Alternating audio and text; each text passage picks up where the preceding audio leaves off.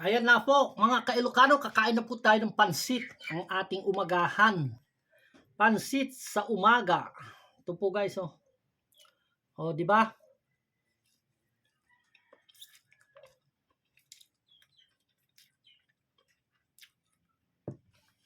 Hindi na natin kailangan haluan pa ng haluan ng kanin dahil itong pansit ay isa na itong karbo.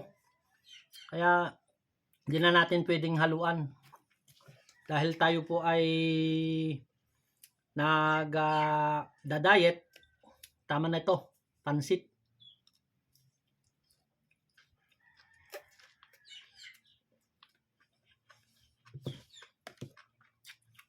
Mga ka-Ilocano, kain po tayo.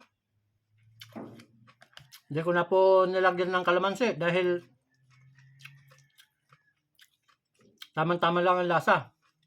At saka yung kalamansi kay Ilocano ay bawal po sa akin ng mga maasim dahil meron po tayong acid.